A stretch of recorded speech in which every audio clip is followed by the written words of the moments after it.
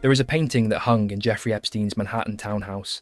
It shows Bill Clinton wearing a blue dress, sitting in a chair in the Oval Office, one red high-heeled shoe dangling from his foot. Epstein commissioned it. He hung it in his home. When federal agents raided that home in 2019, they photographed it, catalogued it, and filed it as evidence. That photograph sat in a government vault for 6 years before anyone outside law enforcement was allowed to see it. That painting tells you something about America that no statistic can. Not about Clinton specifically. His lawyers say he knew nothing about it. Not about Epstein specifically. He was already dead by the time most people learned it existed.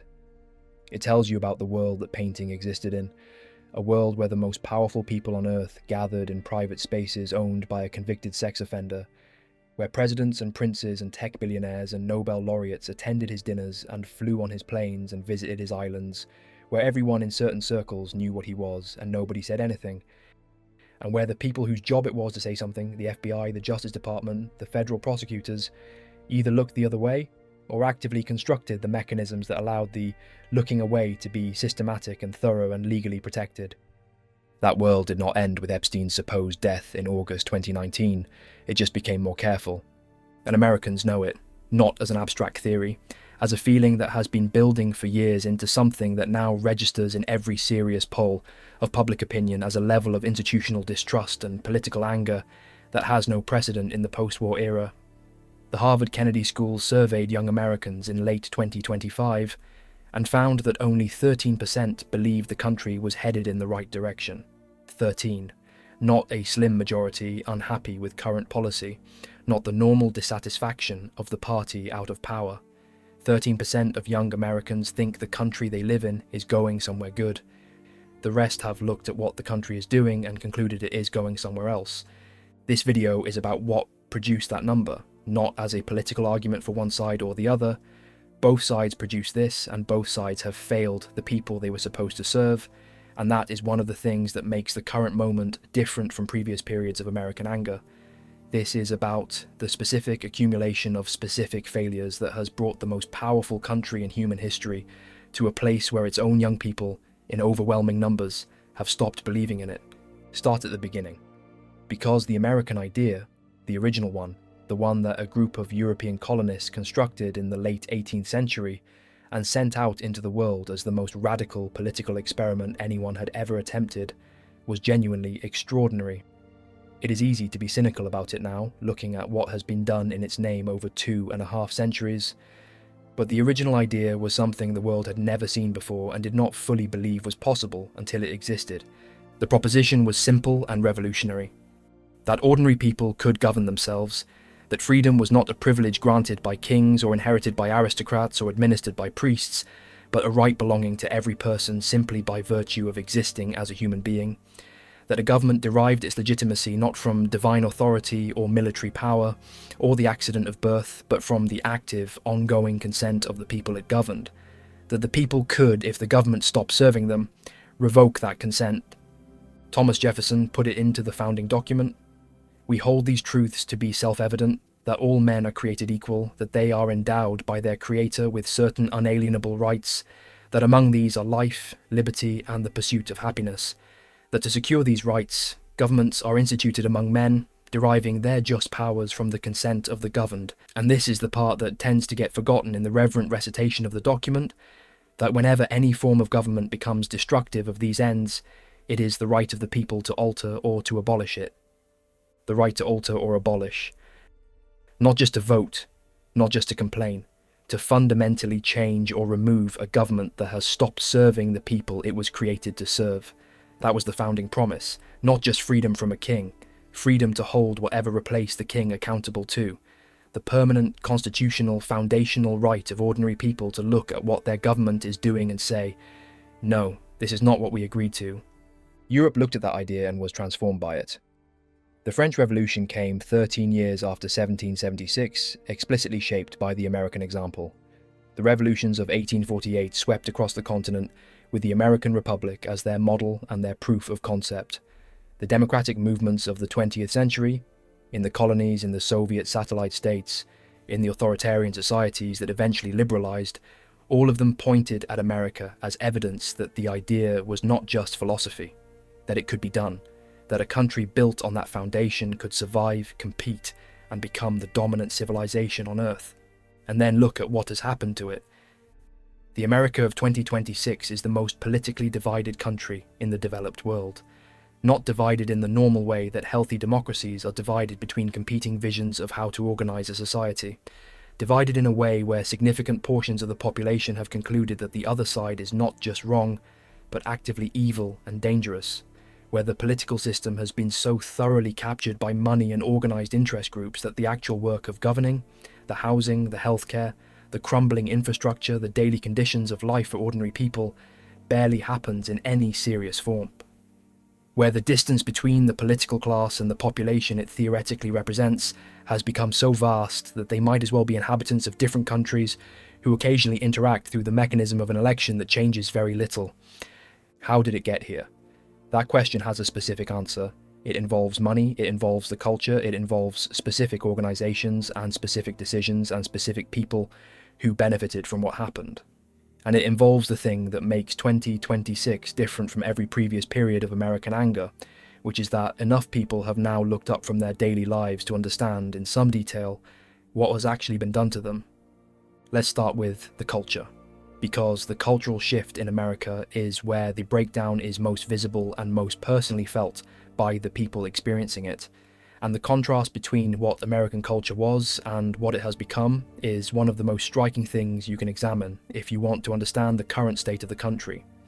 In 1971, Marvin Gaye released What's Going On. He was a Motown artist being pressured by his label to keep making straightforward dance records.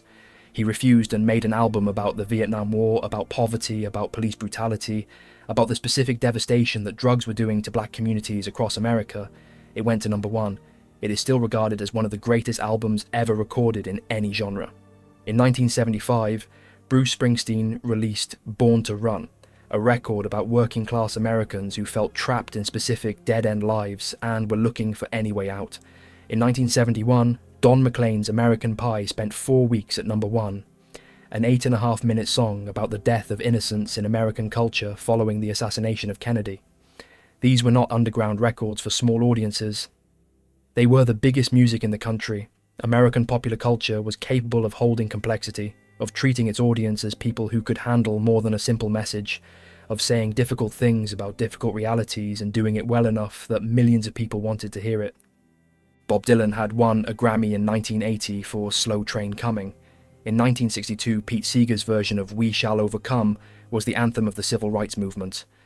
American folk and rock and soul in the 1960s and 1970s were genuinely engaged with the country. They argued with it. They pushed against it. They produced art that made people think about things they would have preferred not to think about. And the country was better for it, or at least more honest with itself. In the same period, American cinema was producing Taxi Driver, The Godfather, Apocalypse Now, Dog Day Afternoon, Network, Chinatown. Films that looked directly at the corruption and violence and disillusionment of American life and did not offer a comfortable resolution. Network, made in 1976, is about a news anchor who has a breakdown on air and starts telling the truth, and the television network that turns his breakdown into content because it generates ratings. The studio executives in the film are not cartoon villains. They are people who have learned to treat everything, including a human being's disintegration, as material to be monetized. It was nominated for 10 Academy Awards. It was shown in ordinary cinemas to ordinary audiences, and it was describing something about America that Americans in 1976 were capable of sitting with and taking seriously. Now look at what the culture produces in 2026. The most streamed music in America is frequently about shooting people, selling drugs, and the sexual degradation of women. Not occasionally, consistently, month after month, year after year. The genre that dominates streaming charts glorifies specific violence in specific cities, where young black men are being killed by that violence at rates that have no equivalent anywhere else in the developed world. In Chicago alone, there were over 700 shootings in 2024. In Baltimore, the homicide rate per capita is higher than El Salvador's. The artists making the music that romanticizes this are in many cases millionaires living in gated communities, or they are young people from those same communities performing a version of their reality for a market that has decided this is the product it wants. And the people who profit most from the production and distribution of that content, the labels, the streaming platforms, the entertainment conglomerates, have no particular interest in examining what it does to the people living inside the reality it represents. It streams. That is the metric. Everything else is secondary. OnlyFans generated over $6 billion in revenue in 2023. That figure represents predominantly young women selling sexual content to predominantly male subscribers. The platform takes 20% of everything. It retains the data permanently, and the cultural signal that it has sent, the aspiration it has created among young women about what success looks like and what their value consists of, is one of the most significant and least honestly discussed cultural shifts in America in the past decade. The pornography industry more broadly generates somewhere between $10 and $15 billion annually in the United States. The average age of first exposure to pornography for American boys is now 11 years old. The specific effect of that on how a generation of men relates to women, to intimacy, to sex, as something that exists within the context of a human relationship, rather than as a product to be consumed, that effect is real, and it is documented, and it is almost never discussed in mainstream political discourse because the people who would have to discuss it are too frightened of the cultural consequences of saying it. Everything in America is political now. You cannot watch a film, listen to music at a major venue, attend a sporting event, or go to a concert without the event including a political statement directed at you. The Super Bowl halftime show is a political statement. The Grammys are a political statement. The Oscars have been a political statement for so long and have become so predictable in their political content that the audience for them has dropped by more than half over the past 15 years. Billie Eilish stood at the 2024 Grammys and told the audience that nobody is illegal on stolen land. Taylor Swift's political endorsements in the 2024 election were covered by the American media as though they were policy announcements from a senior official. The entire entertainment apparatus has become an extension of political communication, and the half of the country that does not share the politics of the people who run the entertainment industry has been told, repeatedly and with increasing sharpness, that their discomfort with this state of affairs is itself evidence of their moral failure. This produces a specific effect when culture stops being able to speak to the whole country and starts speaking only to the portion of it that already agrees with the people making the culture.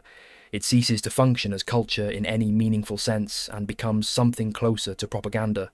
Not necessarily deliberate propaganda. Nobody sat in a room and planned this particular outcome. But functionally propaganda because it does what propaganda does. It reinforces existing beliefs rather than challenging them. It creates a false impression of consensus. And it drives the people who do not share those beliefs further away from the institutions that are supposed to represent them. The working class of America, white, black, Hispanic, every demographic that does not live in the specific zip codes where the cultural class makes its decisions, did not leave the culture. The culture left them. It decided they were not the audience it was making things for. And what filled the vacuum was an internet ecosystem of alternative voices, some serious and some not, some honest and some deeply dishonest, that at least acknowledged the existence of the people the mainstream culture had stopped making things for. That spoken language that did not make them feel they were being condescended to. That treated their concerns as legitimate, rather than as symptoms of a deficiency to be corrected. That is not how you end up with a unified country. That is how you end up with the country America is in 2026, and now the money. Because the cultural breakdown does not happen in isolation, it happens alongside a specific and documented transfer of economic power that has been occurring for 45 years, and that has produced the most unequal distribution of wealth in America since the years immediately before the Great Depression. In the third quarter of 2025, the Federal Reserve published data showing that the top 1% of American households owned 31.7% of all wealth in the United States. That is the highest share ever recorded since the Federal Reserve began tracking household wealth in 1989. Collectively, the wealthiest 1% held approximately $55 trillion in assets, roughly equal to the combined wealth of the bottom 90% of Americans. Every dollar the bottom 90% owns, combined, is matched by the dollar holdings of the top 1% alone. In 2025, the 10 richest American billionaires got $698 billion richer in a single year. Since 2020, their inflation-adjusted wealth is up 526%. As of January 2026, the top 12 American billionaires collectively hold more than $2.7 trillion. That figure had quadrupled from $608 billion just 6 years earlier. The gap between richest households and those in the middle is now 71 times. In 1963 it was 36 times. It has doubled within living memory. And between 1979 and 2022, the average income of the richest 0.01% of households, a group representing about 13,000 families, grew more than 12 times as fast as the income of the bottom 20% of earners, 12 times as fast. The top 0.1% and the bottom 1/5 of the country are not living in the same economy. They are not even in the same economic reality. The wage data makes this concrete. In 2025, the 10th percentile wage in America, the wage at which 10% of workers earn less and 90% earn more, was $14.56 per hour. That wage is up 28% since 1979. Sounds like progress until you compare it to the 90th percentile wage, which grew 64% over the same period. And even that comparison flatters the picture because it does not include the top 1%, whose wage growth has been even faster and cannot be captured in standard survey data because it is so extreme. The top 10% of income earners now account for 49.2% of all consumer spending in the United States, nearly half, up from 43.2% in 2020. The American economy has become structurally dependent on the spending of its wealthier citizens in a way that makes it increasingly indifferent to the economic conditions of everyone else. If the wealthy are doing well, the economy looks fine in the aggregate. If the wealthy are doing well while everyone else is struggling, the economy still looks fine in the aggregate. The aggregate hides the distribution, and the distribution is the story. This is the economic reality underneath the anger, not envy of the wealthy in some abstract sense. The specific and documented experience of watching the gains produced by the American economy flow disproportionately to people who already had everything, while the people who produced those gains received an increasingly smaller share of them. And watching the political system respond to this not with reform but with ever more sophisticated mechanisms for protecting the position of those at the top. The tariffs of 2025 are the most recent example. They were sold as protection for American workers. They were experienced by American consumers as a tax on imported goods that fell heaviest on the households least able to absorb additional costs.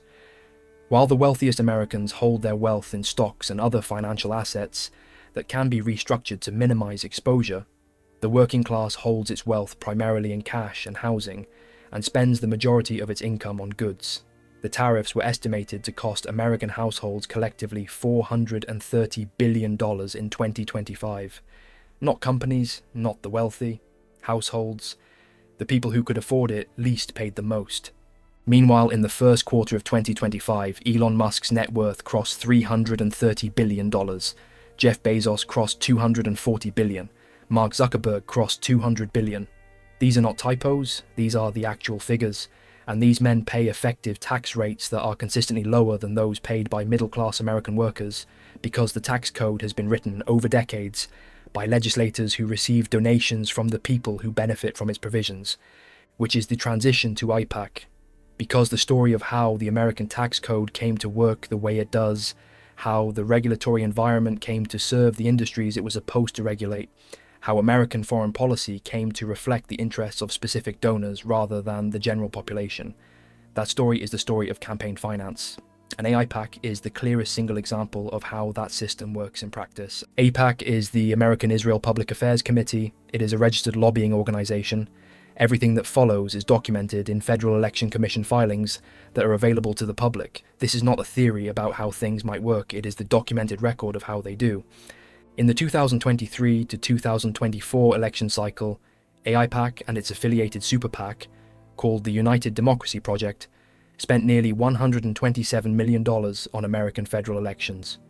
That is more money than any other single-issue interest group has spent on a single election cycle in the history of American campaign finance.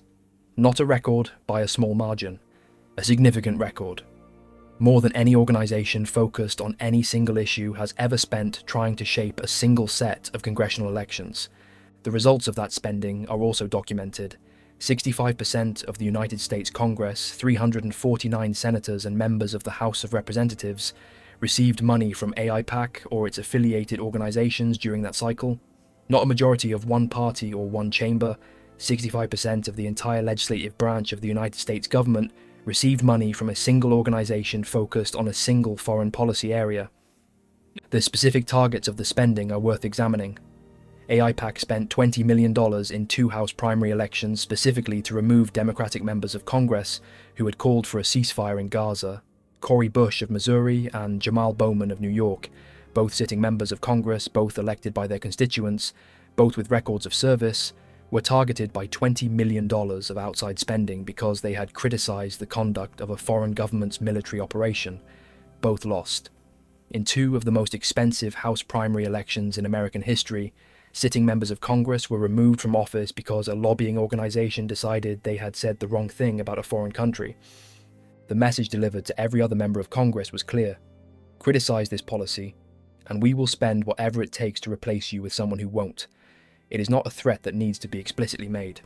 The example is sufficient, and the bipartisan consensus in Congress on unconditional support for Israeli military policy, a consensus that does not reflect American public opinion, which polling shows is significantly more divided, is maintained not by genuine agreement among legislators, but by the specific financial architecture that removes legislators who disagree.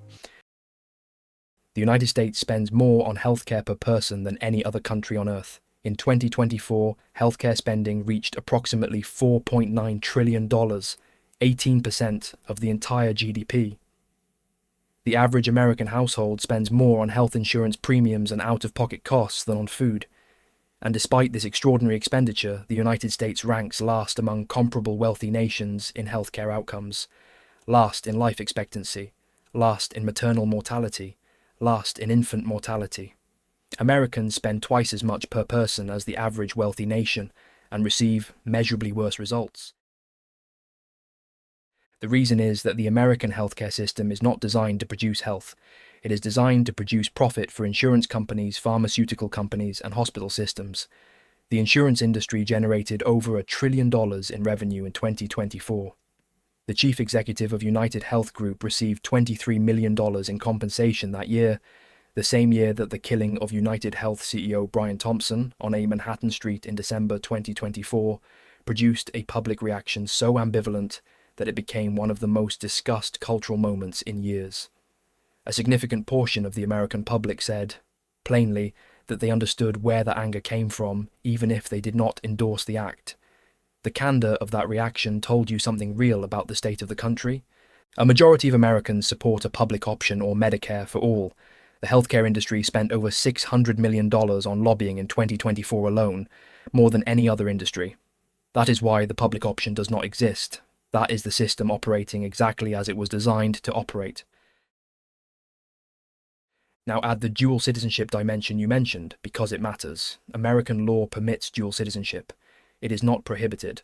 But when members of the United States Congress hold dual citizenship with a country whose government is spending unprecedented sums to influence American federal elections, the question of whose interests those legislators are primarily serving becomes a legitimate one to ask. Several dozen current members of Congress hold dual American-Israeli citizenship. The question is not whether those individuals are personally loyal to one country or the other. That is an unfair and unprovable claim. The question is structural. Whether a legislative body whose members hold dual citizenship with a foreign state, and which receives more money from organizations affiliated with that foreign state than from any other single source, can credibly claim to be making foreign policy on the basis of American national interest alone. That is a question about system design, not about the individual character of anyone involved, and it deserves an honest answer. AIPAC is the most visible example of this dynamic, but not the only one. The foreign lobbying ecosystem in Washington is enormous. Saudi Arabia, the UAE, Qatar, Turkey, China, all of them spend tens of millions of dollars annually to shape American policy through registered and unregistered lobbying, through think tanks that receive their funding and produce policy papers aligned with their interests, through the revolving door between government positions and the lobbying firms that represent foreign governments.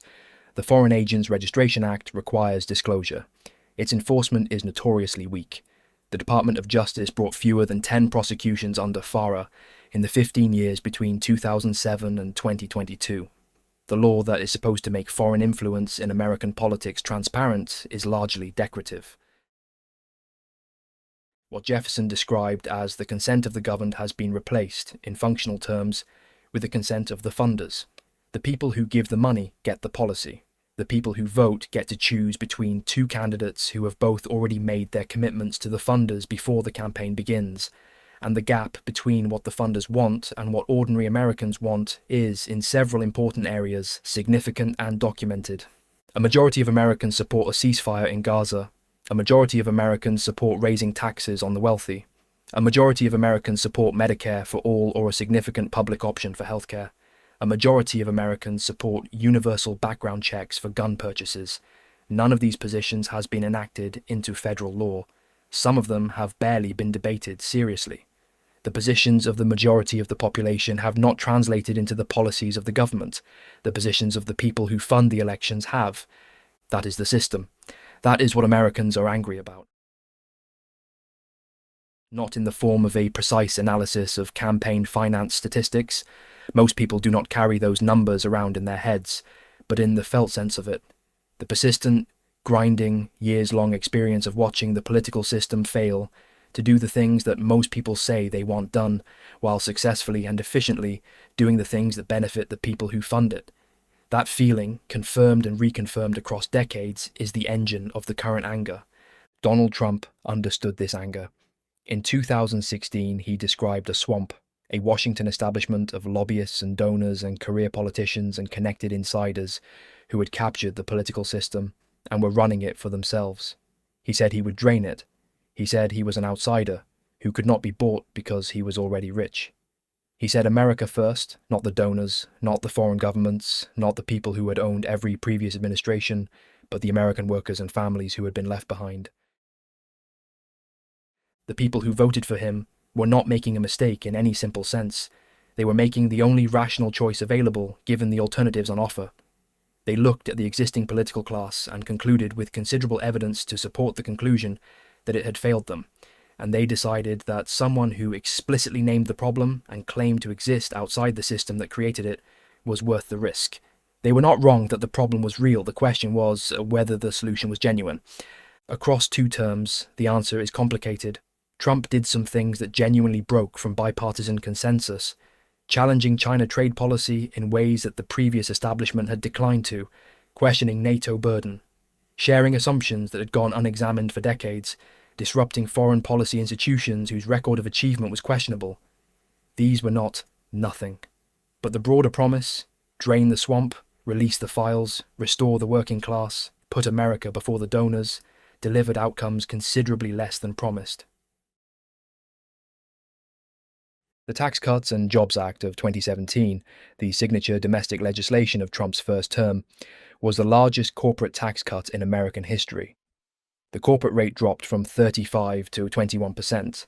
The benefits flowed overwhelmingly to corporations and shareholders. In 2018, the year following the cut, American companies spent over $1 trillion on stock buybacks, repurchasing their own shares rather than investing in workers or infrastructure, the largest such figure in history. The working-class voters who had been told the tax cut would generate investment and jobs in their communities received an economy that continued to work better for people who already held financial assets than for people who did not. The tariffs of the second term were sold as protection for American manufacturing. The Federal Reserve estimated they would function as an effective tax increase of approximately $1,500 per household for middle-income Americans in 2025. The industries that benefit most from tariff protection, steel, aluminium, are mostly owned by the same wealthy shareholders who benefited from the previous tax cut. Workers in those specific industries receive some protection. The consumers who buy products made from tariff-protected materials pay more. The net effect transferred money from ordinary American households to the balance sheets of specific industries whose owners are disproportionately wealthy. The Harvard Kennedy School found Trump's overall approval at 29% in late 2025. Among young men, the demographic whose enthusiasm was one of the most discussed features of his 2024 campaign, his approval stands at 32%. Congressional Republicans are at 26%. Congressional Democrats are at 27%. The entire political class, across both parties simultaneously, has lost the confidence of the population it governs. There is no credible alternative offering something genuinely different. The Democrats who might have offered that alternative have largely been removed. Some by AIPAC spending, some by a party Establishment remains committed to a donor class that benefits from the same system it theoretically opposes. The Epstein files arrived redacted. A photograph of Trump appeared in the documents and was removed from the government website. The Justice Department declared no blackmail operation existed. The swamp was not drained. The same industries that funded previous administrations fund this one. The revolving door keeps spinning. The foreign policy is almost identical to every administration that preceded it, and the people who voted for change are noticing. The Epstein case is the most visible symbol of the specific disappointment, and it deserves to be laid out properly, with the actual facts, because the combination of what we know and what we have been denied knowing is itself one of the most telling documents about how power operates in America. Jeffrey Epstein was a financier who ran a sex trafficking operation targeting underage girls over at least 2.5 decades. He was not a fringe figure. He was embedded in the highest levels of finance, politics, science, and social life on both sides of the Atlantic. His address book, which became public as part of the litigation surrounding his estate, contained over 1,000 names.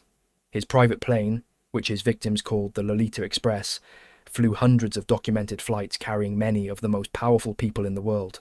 His properties, the Manhattan townhouse, the Palm Beach estate, the private island in the US Virgin Islands called Little St. James, the ranch in New Mexico, the Paris apartment, were not modest retreats. They were the infrastructure of a social world that included royalty, heads of government, Nobel laureates, tech billionaires, and media figures. In September 1996, a woman named Maria Farmer filed a complaint with the FBI describing Epstein's crimes. She was not the only victim who attempted to bring this to law enforcement's attention in the 1990s. The FBI did not investigate. He operated freely for another 9 years. His first arrest came in 2006 in Palm Beach, Florida. He was charged with soliciting prostitution from a minor, a charge that significantly understated what the evidence showed he had done. The plea deal negotiated in 2008 by federal prosecutor Alexander Acosta gave him 13 months in a county jail rather than a federal facility, allowed him 12 hours of work release per day, sealed the names of co-conspirators, and was negotiated without notifying his victims as federal law required. A team of defense attorneys, including Alan Dershowitz and Jay Lefkowitz, negotiated terms that would have been inconceivable for any defendant without Epstein's connections, his money, and his apparent leverage over people who did not want their associations with him examined in open court. A federal judge ruled in 2019 that the plea deal violated the Crime Victims' Rights Act. It was an illegal plea deal, and the prosecutor who constructed it, Alexander Acosta, was at that point the United States Secretary of Labor. He resigned following the ruling. No charges were brought against him. Epstein was arrested again in July 2019 and died in federal custody in August of that year. The official finding was suicide. Dr. Michael Baden, the forensic pathologist hired by Epstein's brother, publicly disputed the findings and described injuries more consistent with homicidal strangulation. The guards who failed to check on him were charged with falsifying records, and those charges were later dropped. The footage from the cameras in his corridor was unavailable. None of this produced any further investigation of the circumstances of his death. In January 2026, following the Epstein Files Transparency Act signed by Trump, documents were released. Prince Andrew's name appears several hundred times. He has consistently denied any wrongdoing and settled a civil lawsuit brought by Virginia Giuffre, one of Epstein's victims, for an undisclosed sum without admitting liability. Bill Gates met with Epstein multiple times after his 2008 conviction, meetings he initially denied and later acknowledged, saying they were a mistake. In February 2026, he acknowledged 2 extramarital affairs during the period of his contact with Epstein, and acknowledged that attempts had been made to blackmail him about one of them. The documents suggest that Epstein was aware of these affairs and used that knowledge as leverage. Jean-Luc Brunel, a French modelling agent who worked closely with Epstein and was named by multiple victims as a co-trafficker, was found dead in his Paris prison cell in February 2022 while awaiting trial for rape and sexual assault. The official determination was suicide. Ghislaine Maxwell, Epstein's closest associate and the person most directly involved in the recruitment and trafficking of his victims, was convicted in December 2021 and sentenced to 20 years in prison. She has consistently declined to name anyone who received the trafficked girls, despite being offered significant cooperation credit if she did. The files that arrived in January 2026 contained redactions. Key sections were missing. A photograph showing Trump appeared briefly on the government hosting site and was removed.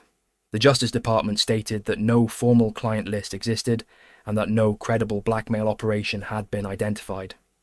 The names that have been released establish contact and social relationships with Epstein, not participation in his crimes. But the pattern of the most powerful people in the Western world maintaining relationships with a man whose crimes were, in certain circles, understood, and of those relationships producing in almost every case no serious legal scrutiny, is the pattern that Americans are responding to, not as a theory about what might be true, but as an observation about what is documented. The immunity is real. It is specific. It is not paranoia to observe it. It is the reading of a factual record. Where does America go from here? The structural problem is the hardest kind to fix because it does not have a single point of failure.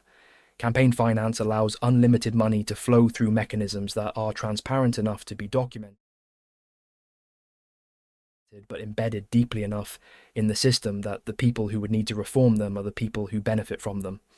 The lobbying ecosystem is so thoroughly intertwined with the executive and legislative branches that the line between governing and lobbying is difficult to find. The revolving door between regulatory agencies and the industries they regulate ensures that the people watching the financial system, the pharmaceutical companies, the defense contractors, the technology platforms, frequently worked for those industries recently and will return to them after their government service. The media ecosystem has fractured to the point where a shared factual foundation for political deliberation barely exists.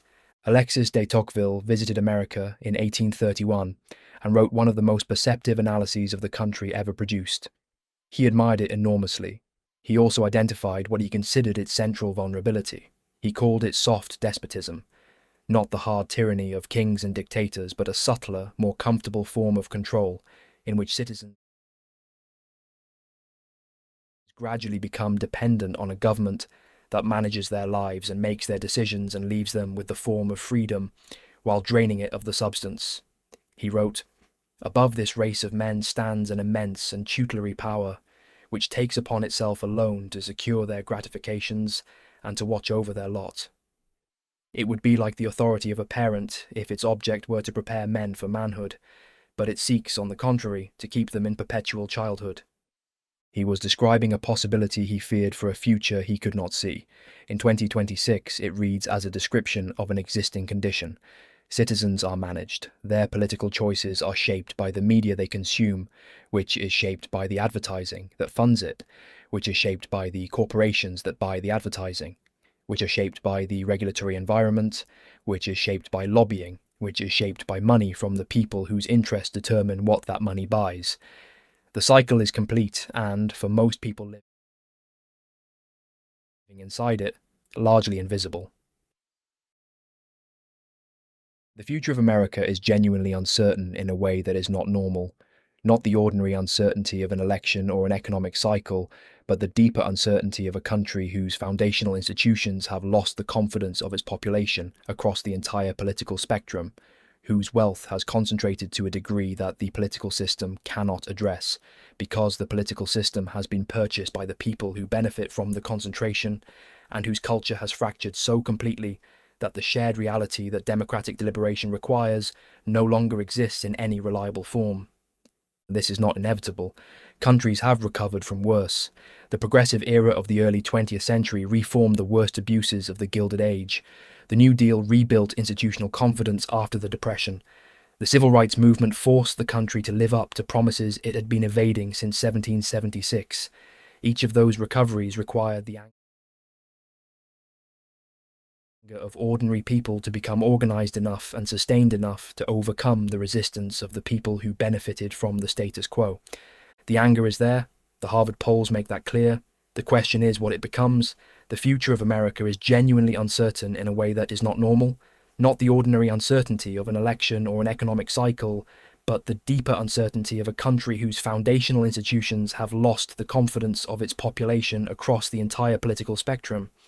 And part of what has produced that loss of confidence is something that has not been named yet in this video: the specific cost of the culture war in terms of what it has prevented. The culture war has been the primary organising principle of American politics for approximately 30 years. It began in earnest with Pat Buchanan's 1992 Republican National Convention speech, which declared that there was a religious and cultural war going on for the soul of America. It accelerated through the 1990s with debates over gay rights and abortion and prayer in schools. It intensified through the 2000s with the Iraq War and the politicization of everything from music to coffee cups, and it reached its current form in the era of social media, where the culture war is not just a background condition of political life, but the primary content of political media, consuming the attention and the energy of the political class and its audience. The specific cost of this is concrete. The political bandwidth that has been consumed by arguments about transgender athletes in women's sports, about whether Dr. Seuss books should be in print, about whether a coffee company's Christmas cups are sufficiently festive, about the precise political valence of a given celebrity's public statement. That bandwidth is finite. Every hour that the political class spends on these arguments is an hour not spent on housing, healthcare, infrastructure, wages, the concentrated power of monopoly industries, the captured regulatory agencies, the campaign finances that allows foreign lobbying organizations to determine congressional elections. The culture war is not an accident. It is, at minimum, a very convenient distraction. Whether it is deliberately manufactured or whether it simply serves powerful interests without requiring deliberate manufacture is a question about intent that is ultimately unanswerable. The effect is the same regardless. The specific people who benefit most from the continued operation of the political system as it currently exists, the wealthy, the lobbyists, the industries that are supposed to be regulated, the organizations that purchase political outcomes, have a direct interest in the culture war continuing. A population that is arguing about transgender bathrooms is not arguing about whether their elected representatives voted for the bill that deregulated the industry that destroyed their pension.